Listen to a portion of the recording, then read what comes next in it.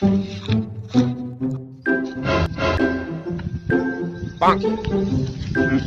फैजान भाई क्या कर रहा?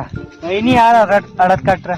कहीं अड़द काटी रहा है यार, तो परिवार में थाकू कौन थी है? नहीं कर रहा यार, काटनी तो पड़े अड़द। एक काम करो तो चलो वहाँ छाया में चाय पांगा अपने छाती कुटू नहीं करनो अपने, चलो बीड़ी बीड़ी चाय भाई माने ने पीला आपी तो चलो। तो चाय कितना बनाओ कहाँ? देखो पहले।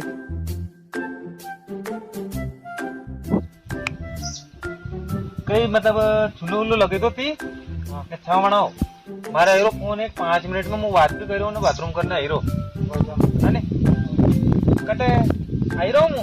हाँ ये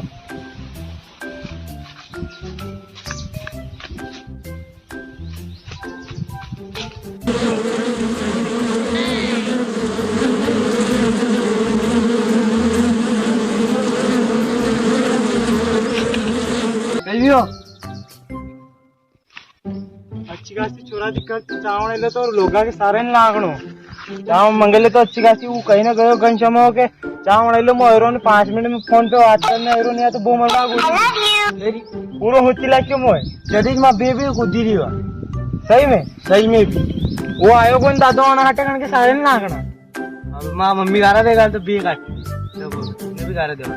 हाँ तो दादा अपने काम पे ध्यान दो, लोगा के सारे नहीं लागणा, लोगा तो अगाड़ो करवा को काम ही करे।